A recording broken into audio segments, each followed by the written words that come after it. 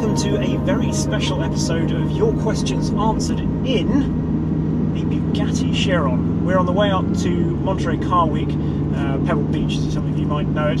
It's my first time there, and what a way to travel up the Pacific Coast Highway. And in this, it's pretty amazing. And we've got all your questions, which we'll get to in a minute, but I should introduce the person that is sitting next to me, Butch Lightsing. Now I'm going to give a very quick posture. I mean, you've won Daytona 24, Rolex 24 3 times. That's right. And obviously you raced at Le Mans as part of the Bentley boys when they were there. It was 2001, 2002, is that right? That's right. Yeah, absolutely. And you raced with somebody that people who've watched Chiron video on this channel before might recognise as Andy Wallace. Yes, I spent quite a bit of my time paired up with him, and it was a wonderful experience most of the time. And you now, like him, you sort of help demonstrate the car to customers, or potential customers, I suppose, and you do a lot of that in North America. Exactly, yes. I take care of most of North America, and Andy sometimes comes over, and Pierre-Henri Raffinel as well, and they do Europe and the rest of the world. Absolutely. So, as we're in North America, let's just say a few of the things, because the Chiron in North America obviously has to have a few things that are slightly different compared to the ones in Europe, perhaps, and some of the rest of the world. Do you just highlight some of the differences of this car? It's unfortunately there's not many things that change from place to place, but a couple of the most obvious things that we have are the rear bumpers. They stick out quite a bit, and that's actually an insurance requirement. It's not even a federal highway thing. It's actually part of the insurance association. So those have to be on the car when it's delivered in North America. Other than that, there's some side markers that are unique to North America. Yep. So, without any further ado, should we get to the questions? Yes, good. All right.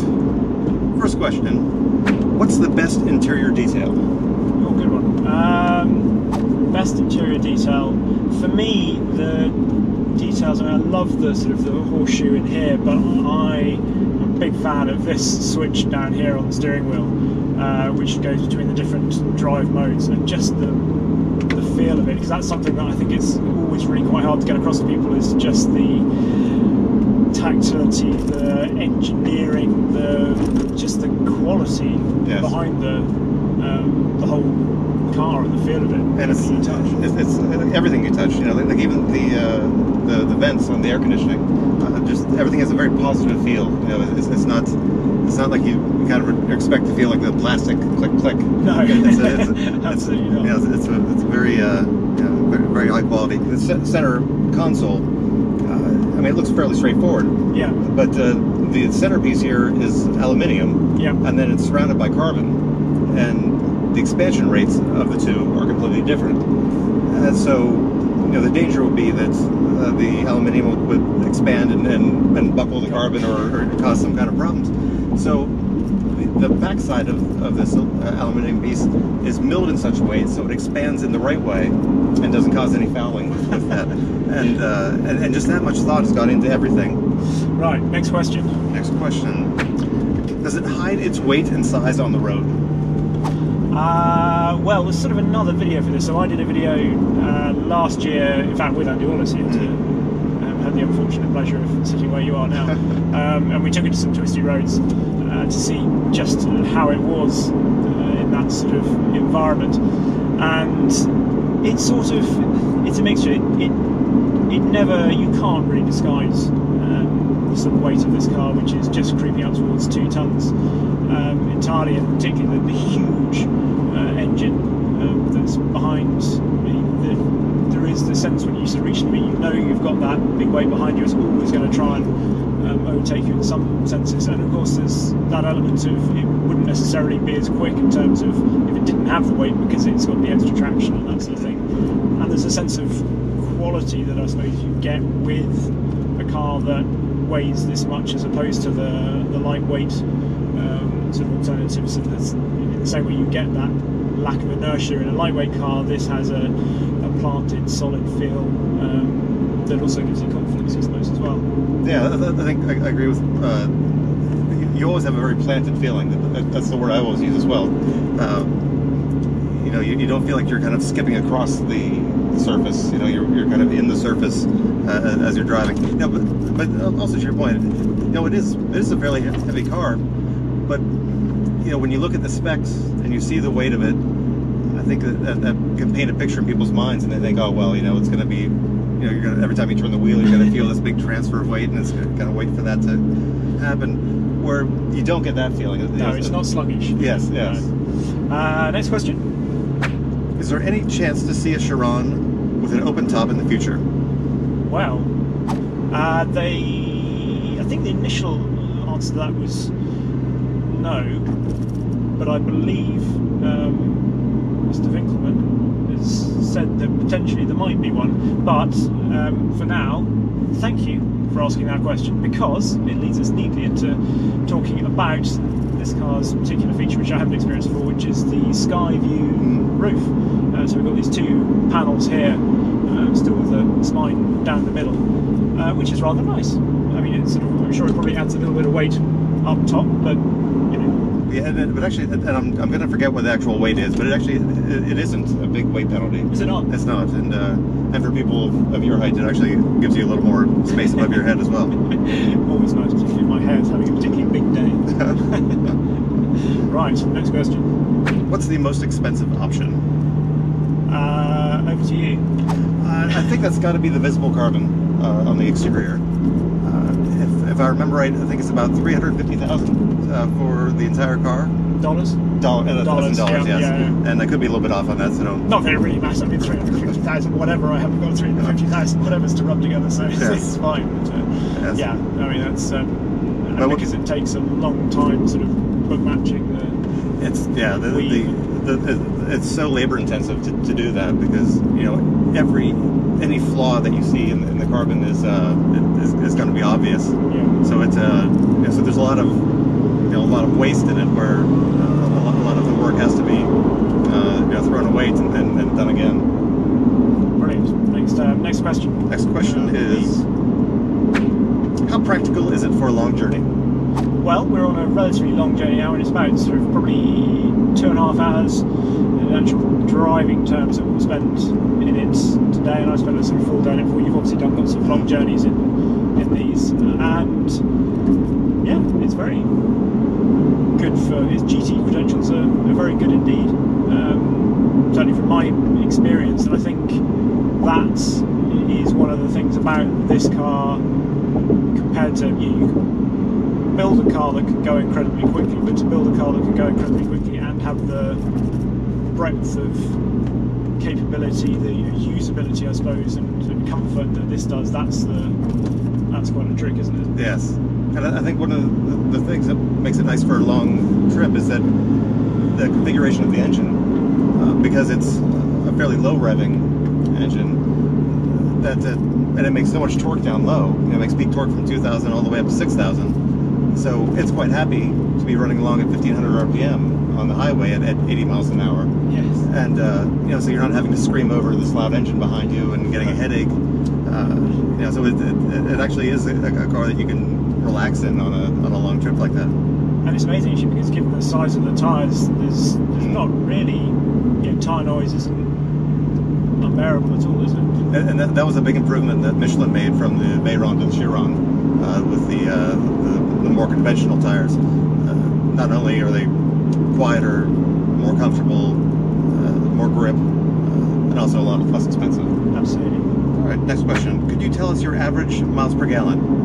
Right. Well, you can tell me how to find that out. Actually, yes. With your right thumb. Yes. Go to the OK, because right now we're on car.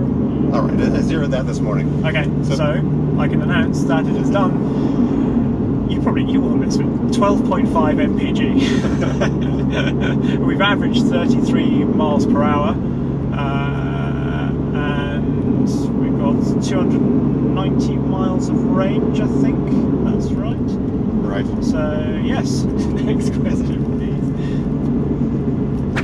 Will it actually oversteer? Well, I have been in an oversteering Chiron. I have been in control of one, sort of both under power and through momentum. So yes, will. It can feel a little odd. There's the drift mode, so we've got the modes here. We put it into handling mode, which increases the rake and loosens the ESP. It's not as such an actual drift mode, is it? Sort of as such, but it allows it to get a certain amount of yaw before it starts activating all the stability control. But at the same time, we talked a little bit earlier. If you're driving it like a race car driver and are trying to kill the oversteer, it recognizes that you don't want the oversteer, and so we'll kill it. So to get the oversteer, you have to be driving it in a little bit of an odd way.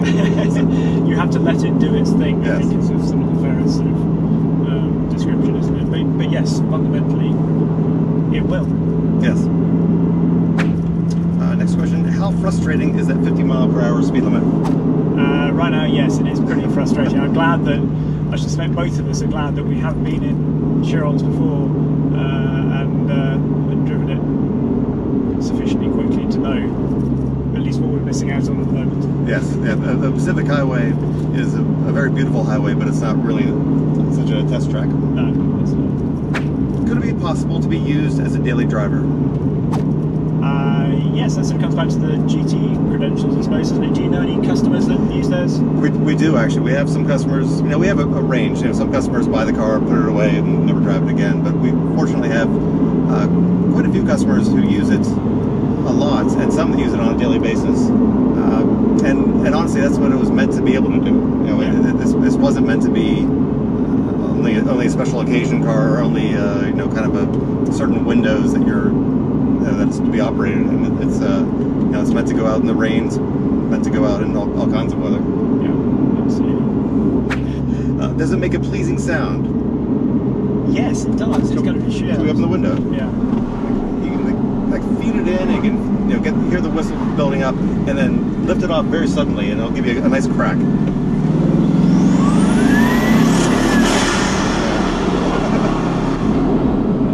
The problem is that sounds kind of intoxicating, and so sometimes you just spend your time on the highway doing that. It does sound like waves crashing on the beach. Yes. I know it's an analogy that's been brought up plenty of times before, but it really does. It's waves on a shingle shore. It almost has like an industrial revolution sound to me, like a steam being released. I don't know. Yes, yeah, absolutely. Yeah, I can get that. And when you start it up from outside, it sounds. I always think there's a bit of that sort of motorboat sound. So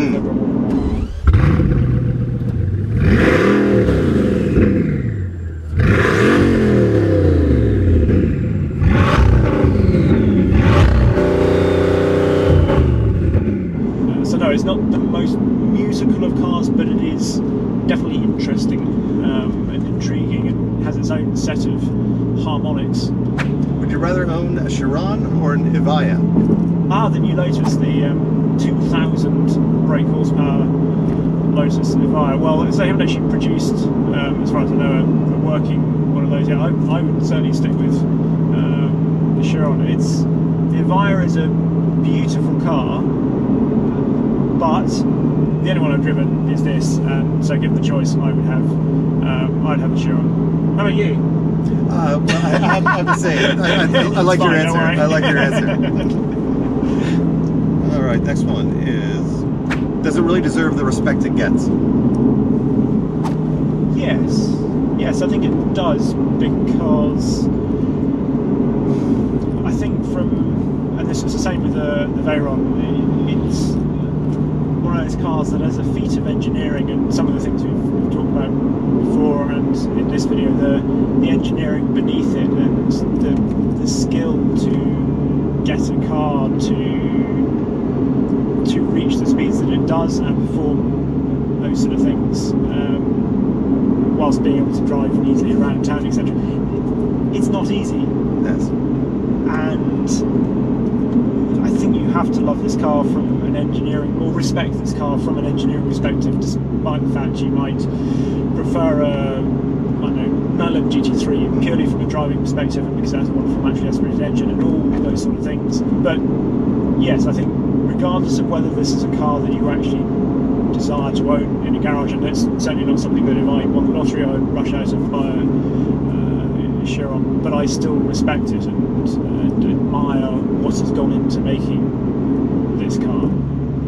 It's easy to look at the specifications and draw conclusions, and you can hear that, well, it's very easy to drive, it's very docile, but I think when people hear that, they probably usually think that it's docile in comparison to, you know, a sledgehammer, you know, but it's actually like driving an Audi around, as far as how easy it is. You know, when we get prospective customers to drive the car, when they get behind the wheel, you know, you can see they have a death grip on the steering wheel, and you know, they're just like waiting for this 1,500 horsepower car to try to kill them. You know, but it's interesting, within, you know, 10 meters of pulling away, they've already loosened up, because you can see this like dawn on them that, oh, it's a car. Yeah. You know, I know how to do this. It's not a missile that's looking for an excuse to bite me. No, it's not unhinged, is it? Yes. What's the single most important feature that adds to the Chiron experience? I think so. I assume this is sort of potentially over a Veyron,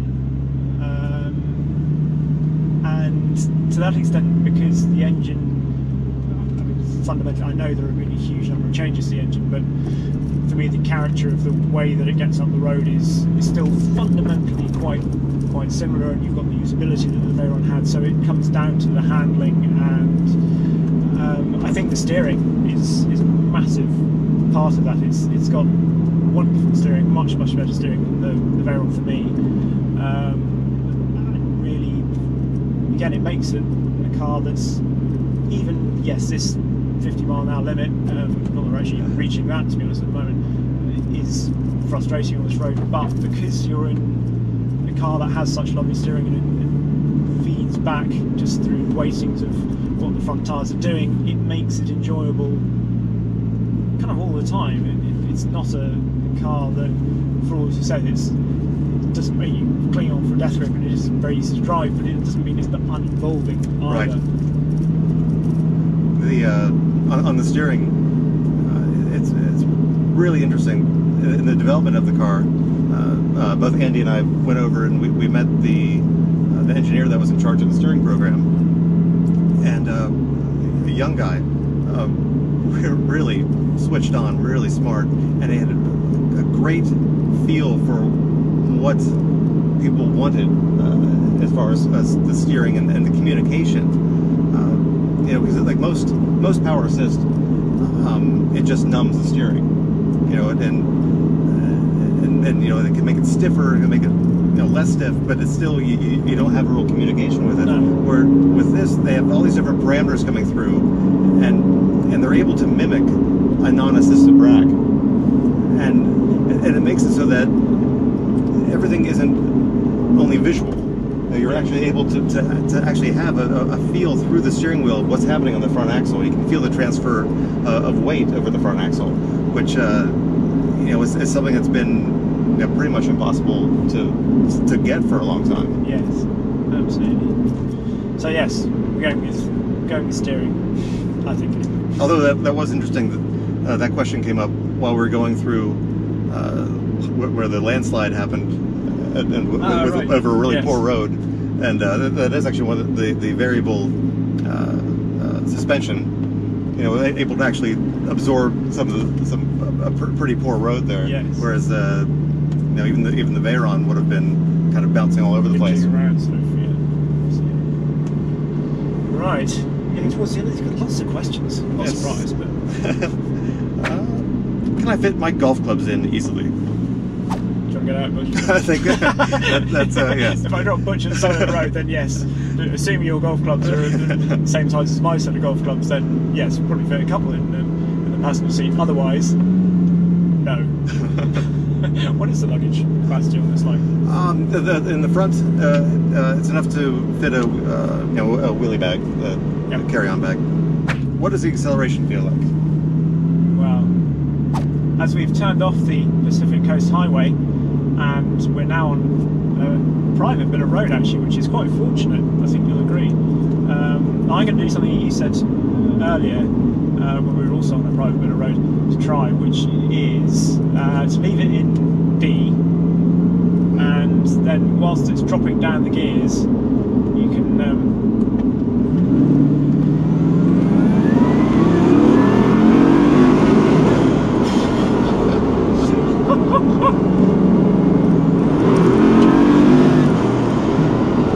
yes, that is I'm slightly lost for words. The thing you give is, I love that sensation. I'm so glad you told me about that, because there's that sensation of it dropping down the gears but also priming the turbochargers, and so that when it does, it then suddenly kicks in with absolutely everything that it's got. Yes. And that's it's an amazing feeling, because again, you've got all this weight that's being thrown down the road. You described it as like being it's like you're being pulled down the road. The sensation I get is that it's like almost being catapulted, because it doesn't feel like something like you're being driven even. The pull is so strong and it's just so relentless. Yes. Let's have the next question, because I think that relates sort of to what we're talking about now.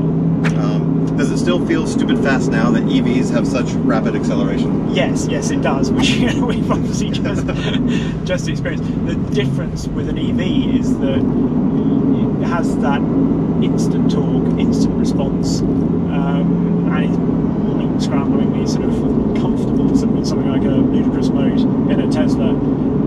But they tend to have that instant punch, and it's sustained, but it's always dropping off, whereas this is almost the other way around. No, it doesn't have the instant punch straight away when you hit the throttle. It waits, and then you have the punch comes in when they're primed, but then it just sustains it. It seems to get crazier and crazier. Yes. You have that initial hit, and then it almost gets more surprising, because you know the hit's coming, but it's then the fact that it keeps on going.